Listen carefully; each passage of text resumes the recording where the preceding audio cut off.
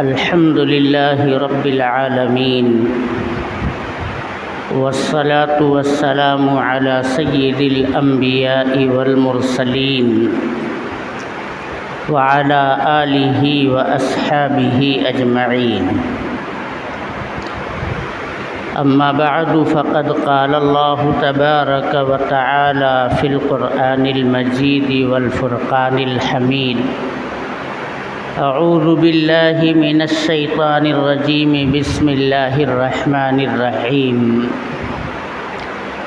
يا أيها الناس اتقوا ربكم واخشوا يوما لا يجزي والد عن ولده ولا مولود هو جاز عن والده شيئا إن وعد الله حق فلا تغرنكم الحياة الدنيا ولا يغرنكم بالله الغرور. صدق اللہ مولانا العظیم. میرے محترم بزرگوں اور دوستوں، اللہ تبارک و تعالی نے زندگی گزارنے کا ایک نظام، ایک طریقہ پیغمبر علیہ الصلاۃ والسلام کے واسطے سے ہم سب کے لیے بھیجا ہے. تمام انبیاء کرام روئے زمین پر اللہ کے حکم سے اپنی اپنی قوم میں، اپنے اپنے حدود میں دین کی ترویج، دین کی تبلیغ اور دین کی دعوت کا کام کر کے رخصت ہوئے. ہم سب کے آقا جناب محمد الرسول اللہ صلی اللہ علیہ وسلم کو بھی ایک نظام عطا کیا گیا اور آپ نے اسی نظام کی تشہیر کے لیے، اس کی دعوت اور تبلیغ کے لیے اپنی پوری پیغمبرانہ زندگی گزاری. آپ کی زندگی جہد مسلسل سے عبارت ہے. آپ غفلتوں سے لوگوں کو دور کیا کرتے تھے اور پوری بیدار مغزی کے ساتھ اپنے مذہب کے اوپر جمنے کی تلقین فرمایا کرتے تھے. جو بندہ اپنے کام کے تئیں مخلص ہو کر کے پوری بیدار مغزی کے ساتھ دنیا میں چلتا ہے، ہم اور آپ دیکھتے ہیں ایک نہ ایک دن وہ کامیابی کی منزل کو پا لیتا ہے. الا یہ کہ مقدرات میں کچھ اور ہو. یہ ضروری نہیں ہے کہ ہم کسی چیز کو دنیا کے اندر اقتدار، منصب، جائیداد، مال حاصل کرنے کے لیے جد و جہد شروع کرنے اور وہ ہم کو مل ہی جائے، ایسا ضروری نہیں ہے. لیکن جو محنت کرتا ہے، جو جد و جہد کرتا ہے، وہ میرے دوستو عام طور پر ہم دیکھتے ہیں کہ کامیاب زندگی گزارنے والا کہا جاتا ہے. اور دنیا کے بارے میں ہمارا اور آپ کا سب کا اس بابت تو بہرحال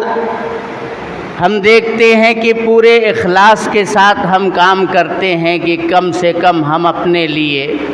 اپنے بال بچوں کے لیے، اپنے اہل و عیال کے لیے، اپنے ماتحتوں کے لیے بقدر امکان راحت اور آسائش فراہم کر سکیں. اس کے لیے آدمی جد و جہد کرتا ہے، کوشش کرتا ہے، محنت کرتا ہے، کرنی بھی چاہیے. حلال اور جائز راستے سے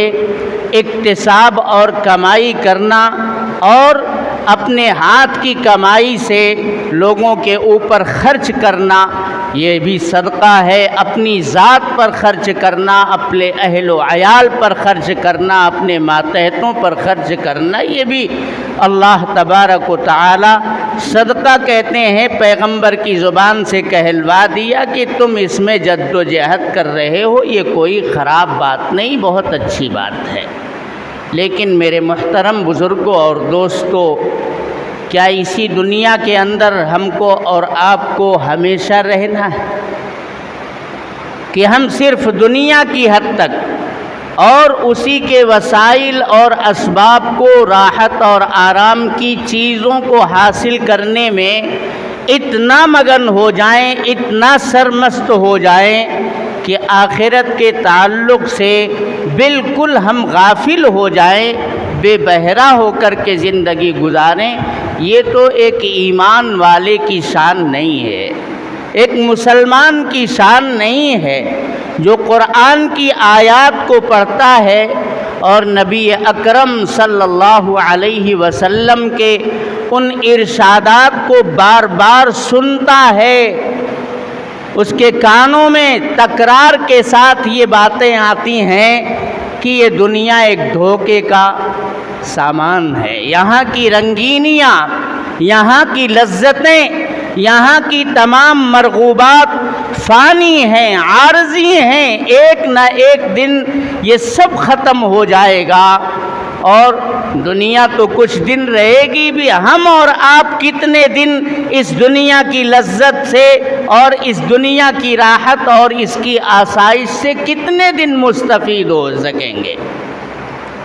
ہم تو اپنی عمر ہی کے بقدر اس دنیا سے فیض حاصل کر سکتے ہیں، اس دنیا کی مرغوبات اور لذتوں میں الجھ کر کے میرے دوستو، اگر ہم نے اور آپ نے اپنی زندگی کو تباہ اور برباد کر لیا تو آخرت کے اندر بڑی رسوائی کا سامنا کرنا پڑے گا۔ اس لیے میرے محترم بزرگوں اور دوستو، آخرت سازی کی فکر کرو۔ غفلت شعار ہو کر کے گناہ پر گناہ کرتے جا رہے ہیں، نماز، روزہ، حج، زکوٰۃ سے، اسلامی اصول اور ضابطے سے بالکل بے بہرہ ہو کر کے صرف اس امید پر کہ اللہ تبارک و تعالی غفور الرحیم ہے، وہ تو معاف کرنے والا ہے، اور نبی نے فرمایا ہے کہ اللہ تعالی 70 ماؤں سے زیادہ محبت کرتا ہے، اس کی صفت رحیم ہے، اس کی صفت رحمان ہے، وہ غفور ہے۔ صرف ان صفات کی طرف میرے دوستو اپنی توجہات کو مبذول رکھ کر کے گناہ پر گناہ کیے جانا، یہ میرے دوستو بہت ہی غفلت کی بات ہے اور دھوکے کی بات ہے۔ شیطان جو انسانوں کا سب سے بڑا دشمن ہے نفس کے بعد، سب سے پہلا اور سب سے بڑا دشمن تو انسان کا کون ہے؟ وہ دشمن بڑا نہیں کہا گیا جو ہمارے سامنے میدان جنگ میں سونتی ہوئی تلوار لے کر کے کھڑا ہے، اس کو جناب محمد الرسول اللہ صلی اللہ علیہ وسلم نے سب سے بڑا دشمن نہیں کہا ہے، حالانکہ اس کے دل میں یہی تمنا ہے کہ ہم اسلام کا خاتمہ کرنے کے لیے مسلمانوں کا خاتمہ کریں گے۔ وہ اس جذبے کے ساتھ امت مسلمہ سے برسرے پیکار رہتا تھا۔ جناب محمد الرسول اللہ صلی اللہ علیہ وسلم کبھی اقدامی طور پر میرے دوستو انتقام کے جذبے سے خوریزیاں یا عصبیت کے جذبے سے خوریزیاں کرنے کے قائل نہیں تھے، لیکن جب دشمن چڑھ آتا تھا یا اسلام کی تشہیر اور اس کی تبلیغ اور دعوت کے راستے میں روڑے اٹکاتا تھا، رخنے پیدا کرتا تھا، تو ان رخنوں کو دور کرنے کے لیے، ان روڑوں کو ہٹانے کے لیے جناب محمد الرسول اللہ صلی اللہ علیہ وسلم بھی برسرے پیکار ہوتے تھے۔ آپ خود جنگوں کے اندر شرکت فرمایا کرتے تھے، لیکن دشمن میرے دوستو جب چڑھ آتا تھا یا اس کی منصوبہ بندیاں اور اس کی سازشیں انتہاؤں کو چھو لیتی تھیں تو نبی اکرم صلی اللہ علیہ وسلم فوجی دستے روانہ بھی کرتے تھے اور خود بنفس نفیس ان خلل کو پاٹنے کے لیے، ان رخنوں کو دور کرنے کے لیے نبی اکرم صلی اللہ علیہ وسلم خود جایا کرتے تھے۔ ورنہ آپ کی شان تو اللہ تبارک و تعالی نے کیا بیان کی؟ وَمَا أَرْسَلْنَاكَ إِلَّا رَحْمَةً لِّلْعَالَمِينَ، سارے عالم کے لیے نبی اکرم صلی اللہ علیہ وسلم سراپا رحمت ہیں، اور اس طرح کے خلل کو پاٹنا یہ بھی میرے دوستو رحمت ہی کا شاخسانہ ہے۔ اگر ہم نے ان رخنوں کو نہیں ختم کیا، اگر ہم نے ان روڑوں کو نہیں صاف کیا، تو پھر عام انسانوں کے لیے راستہ چلنا مشکل ہو جائے گا، اور دین کی دعوت اور دین کی تبلیغ کے لیے مشکلات مسلسل پیدا ہوں گی، تو یہ راستہ بالکل اٹ جائے گا، پٹ جائے گا، پر خطر اور خطرناک بن جائے گا۔ تو آپ راستوں کو ہموار رکھنے کے لیے خود بخود میرے دوستو سراپا رحمت ہی کی ذات بن کر کے آپ جنگوں میں خود شرکت فرمایا کرتے تھے۔ تو نبی اکرم صلی اللہ علیہ وسلم کی جو بھی میرے دوستو آپ جنگ دیکھیں گے، لڑائی دیکھیں گے، پیکار دیکھیں گے، کہیں انتقام کا جذبہ نہیں ہے، کہیں عصبیت کا جذبہ نہیں ہے، کہیں اپنے آپ کو برتر بتانا اور دوسروں کو کمزور اور کمتر بتانا، یہ نبی اکرم صلی اللہ علیہ وسلم کی سوچ اور آپ کی فکر کبھی نہیں تھی۔ میرے دوستو،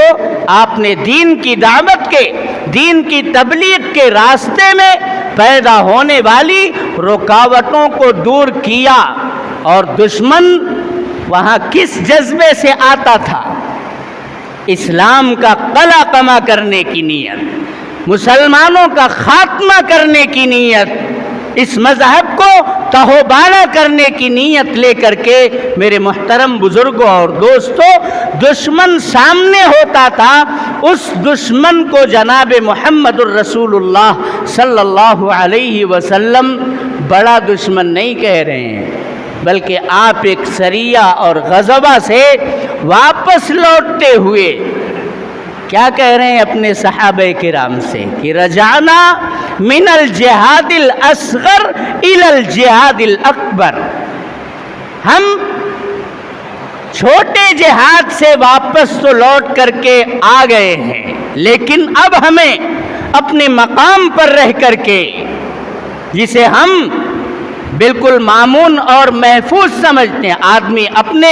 گاؤں میں آ گیا، اپنے وطن میں آ گیا، اپنے لوگوں میں آ گیا، تو اپنے آپ کو مامون اور محفوظ سمجھتا ہے کہ نہیں سمجھتا ہے؟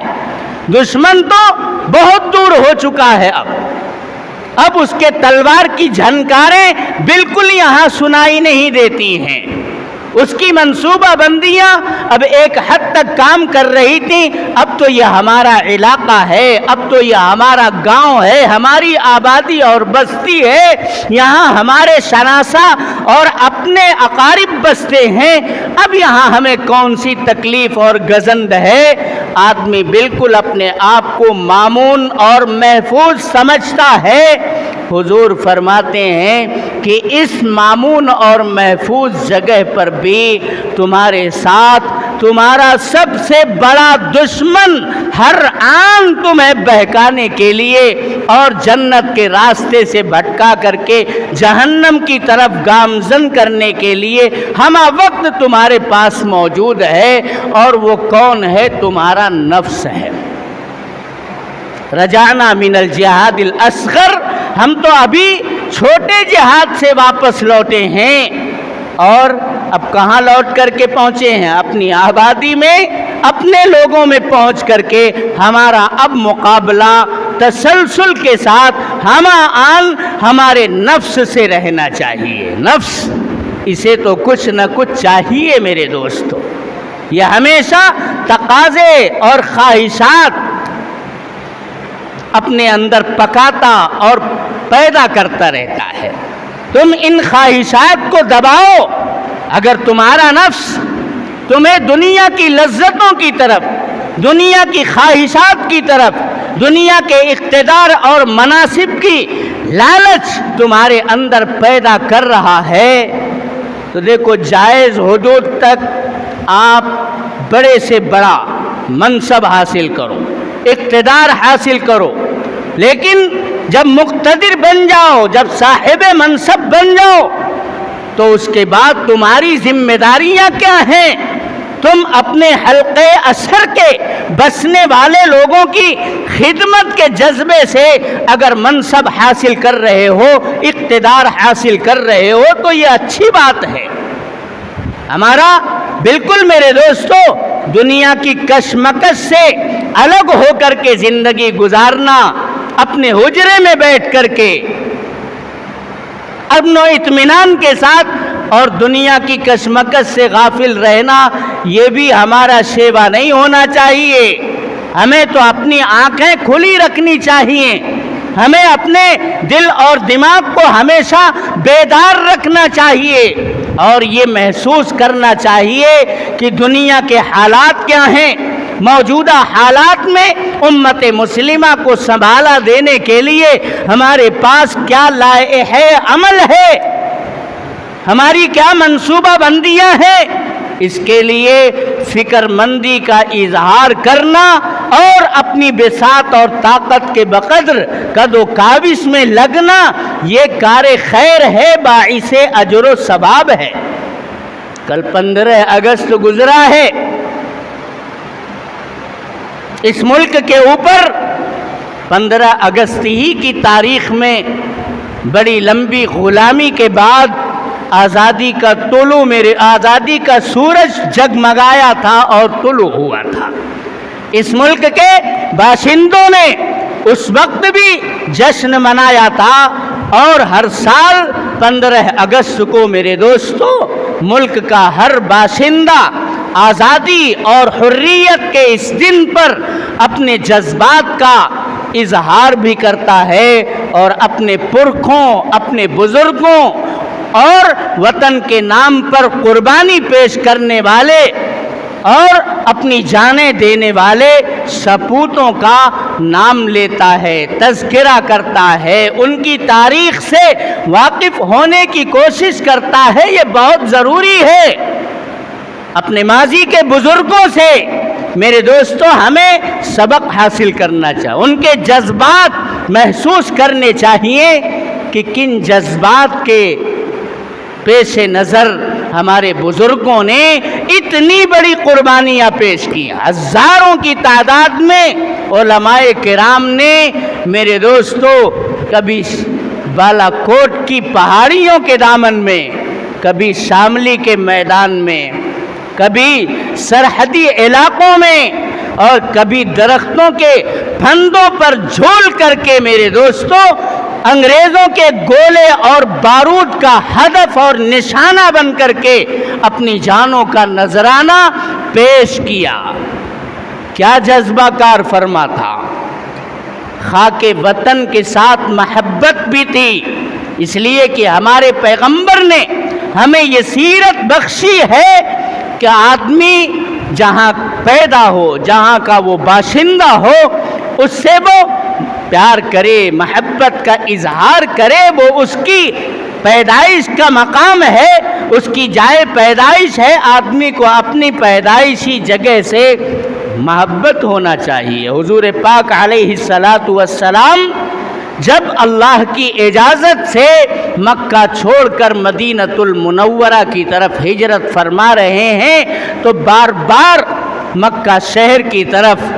آنکھیں اٹھا اٹھا کر کے دیکھ رہے ہیں اور یہ کہہ رہے ہیں، اے شہر مکہ،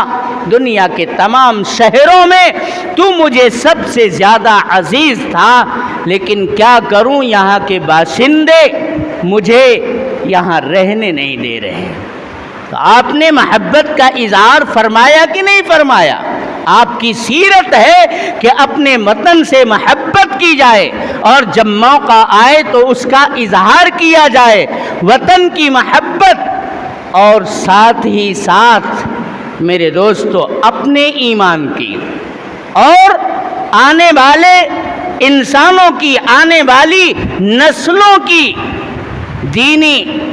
اور ایمانی فکر کے جذبے سے ہمارے بزرگوں نے اس وطن کو انگریزوں کے ناپاک چنگل سے آزاد کرایا تھا۔ میرے دوستو، ہمارے بزرگوں نے یہ بھانپ لیا تھا، یہ محسوس کر لیا تھا کہ انگریز یہاں پر صرف ہماری سرحدوں پر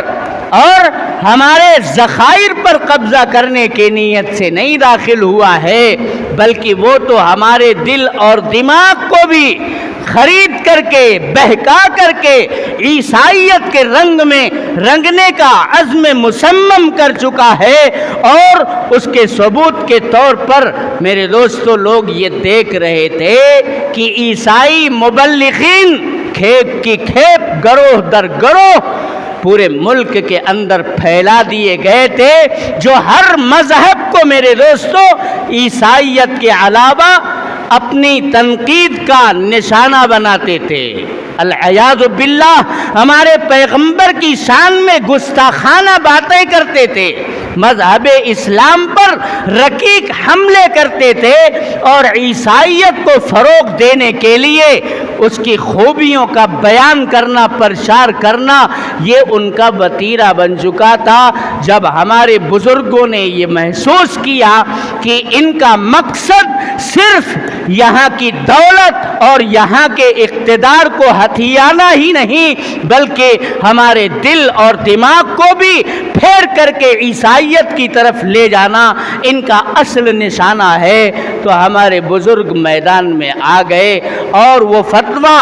جو میرے دوستو جنگ آزادی کی داغ بیل بنا ایک طرح سے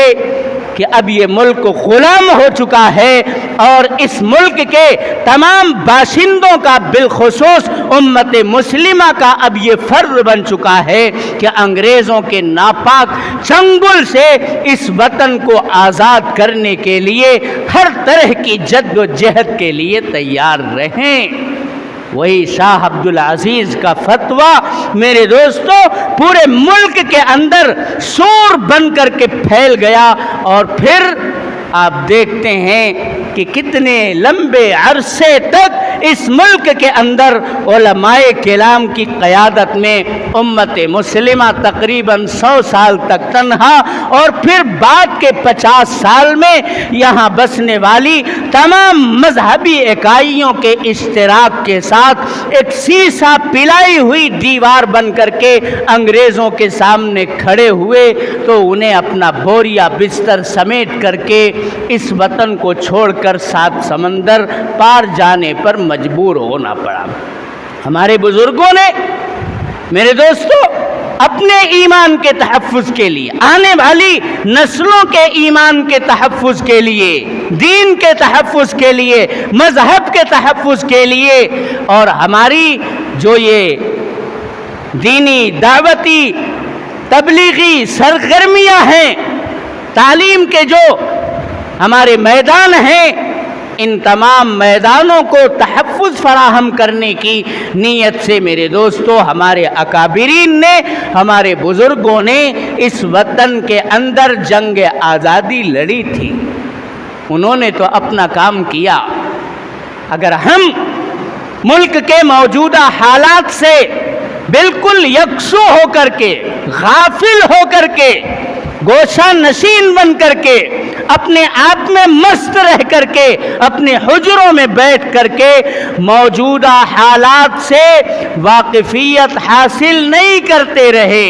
تو میرے دوستو منصوبے تو بن ہی رہے ہیں، سازشیں تو ہو ہی رہی ہیں۔ نہ ہم نے اپنے نفس کو بنانے کی کوئی فکر کی کہ بجائے دنیا کی لذتوں اور خواہشات سے اس کو باہر نکال کر کے اللہ کی عبادت کی طرف، دینی تعلیم کی طرف، دین کی تبلیغ اور دعوتی نظام کی طرف، جناب محمد الرسول اللہ صلی اللہ علیہ وسلم کی سیرت اور سنت سے آشنا کرنے کی طرف اگر ہم نے میرے دوستوں محنت نہیں کی اور غفلت کی زندگی گزارتے رہے، تو پھر حالات کا رونا یہ ہمارے لیے مناسب نہیں۔ ہم نے تو خود حالات پیدا کر لیے۔ جب غفلت کی زندگی گزاریں گے نبی اکرم صلی اللہ علیہ وسلم نے صحابہ کرام کو بنایا تھا تو جس طرح وہ آگ سے ڈرتے تھے، ہم بھی ڈرتے ہیں آگ سے، جس طرح وہ سانپ اور بچھو سے ڈرتے تھے، کیا ہم اور آپ نہیں ڈرتے ہیں؟ آج بھی ہمارے اندر اتنی جرأت اور جسارت نہیں پیدا ہو گئی کہ ہم سانپ کے پھن کو بغیر کوئی فن سیکھے ہوئے ہاتھ ڈال سکیں؟ نہیں ڈالیں گے، آگ میں اپنا ہاتھ نہیں ڈالیں گے۔ دنیا کے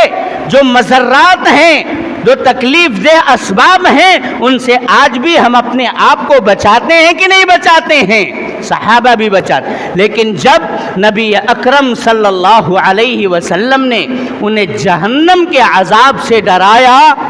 تو وہ اس طرح ڈر گئے جیسے دنیا کی آگ سے، میرے دوست، بلکہ اس سے بھی کہیں زیادہ خوف کے اندر وہ مبتلا ہو گئے۔ جب جنت کی اور اس کی نعمتوں کی، اس کی راحت اور آسائش کی باتیں جناب محمد الرسول اللہ صلی اللہ علیہ وسلم نے انہیں بتائیں اور انہیں سنائیں تو ان پنکھوں کی اور موجودہ کولر اور اے سی کی جو ہمارے سامنے ہے اور ہمارے بدن کو، ہمارے جسم کو راحت پہنچانے کے جو اسباب ہیں، ان سے زیادہ یقین جنت کی راحت بھری نعمتوں کے اوپر صحابہ کرام کو آ گیا تھا، اس لیے ان کے ایمان کا کوئی سودا نہیں کر سکتا تھا۔ انہیں پتھر کی چٹان کے سل کے نیچے سلا کر کے یہ کہہ دیا جاتا تھا کہ ایمان سے واپس آ جاؤ، ہر تکلیف سے آزاد کر دیے جاؤ گے، لیکن نہیں، اللہ کی وحدانیت اور نبی اکرم صلی اللہ علیہ وسلم کے پیغام ہی میں وہ اپنی ابدی راحت محسوس کرتے تھے اور اس احساس پر انہیں یقین آ چکا تھا، اس لیے دنیا کی مشکلات اور دنیا کے مصائب، میرے دوستو، انہیں ان کے ایمان سے برگشتہ نہیں کر سکتے تھے۔ نبی اکرم صلی اللہ علیہ وسلم نے ایک ایسا طبقہ صحابہ کرام رضوان اللہ تعالی علیہم اجمعین کا اپنی دعوت، اپنی تبلیغ، اپنی تلقین، اپنی تعلیم اور اپنی فہمائش کے ذریعے سے تیار کیا تھا جو اس روئے زمین پر انبیاء کے بعد سب سے زیادہ بیدار مغز، حساس اور انسانی اقدار کا حامل طبقہ، میرے محترم بزرگوں اور دوستوں، تیار ہوا تھا۔ اب اس دعوت کی، اس تبلیغ کی ذمہ داری ہم پر اور آپ پر ہے، خود بھی مذہب اسلام پر عمل پیرا ہوں، ایمان کو تازگی بخشیں، اس میں شادابی اور تازگی لانے کے جو اسباب ہیں ان کو اختیار کریں، نہ یہ کہ صرف دنیا کی راحت اور دنیا کے آرام کو حاصل کرنے کی فکر میں 24 گھنٹہ لگے رہیں۔ میرے دوستو، یہ ایک مومن اور ایک مسلمان کے لیے مناسب بات نہیں ہے۔ اللہ تعالیٰ فرماتے ہیں، یا ایھا الناس اتقوا ربکم، اے لوگو ہمہ وقت اپنے پروردگار سے ڈرتے رہو، واخشوا یوما لا یجزی والد عن ولدہ، اور ڈر رکھو، خشیت رکھو اس دن سے جس دن کوئی باپ اپنے بیٹے کے کام نہیں آئے گا اور نہ کوئی بیٹا اپنے باپ کے کام آ سکے گا، ولا مولود هو جاز عن والدہ شیئا، سب کو اس کے عمل کے حساب سے، میرے دوستو، اپنے اپنے ٹھکانے کی طرف، اپنی اپنی منزل کی طرف پہنچایا جائے گا۔ وہ دن تمہارے سامنے آنے والا ہے، محشر کا دن قائم ہو کر کے رہے گا اور تمہارے کیے دھرے کا مکمل حساب تمہارے پروردگار کے سامنے تمہیں پیش کرنا ہوگا۔ ولا مولود هو جاز عن والدہ شیئا ان وعد اللہ حق، یہ اللہ کا وعدہ ہے جو بالکل برحق ہے، ہو کر کے رہے گا۔ فلا تغرنکم الحیات الدنیا، دنیاوی زندگی تمہیں دھوکے میں مبتلا نہ رکھے۔ ولا یغرنکم باللہ الغرور، اور تمہارا یہ نفس جو بڑا فریبی ہے اور اس کے ساتھ مل کر کے شیطان، یہ سارے فریبی تمہیں ہرگز ہرگز پروردگار کی گرفت کے تعلق سے غیر حساس اور غافل نہ بنانے پائیں، تم دھوکے میں مبتلا رہ کر کے صرف دنیا میں سرمستی کی زندگی مت گزارنا، بلکہ آخرت کو پیش نظر رکھ کر کے ما بعد الموت جو زندگی آنے والی ہے اس زندگی کے لیے اپنے ایمان میں پختگی، تازگی اور مذہب اسلام کے اوپر عمل پیرا رہنے کی خود بھی فکر کرنا، اور یہ فکر اوڑھ کر کے پوری کائنات کے انسانوں کو اسی ڈگر پر لانے کی جد و جہد کرنا۔ اللہ تبارک و تعالی ہم سب کو عمل کی توفیق عطا فرمائے۔ وآخر دعوانا ان الحمد للہ۔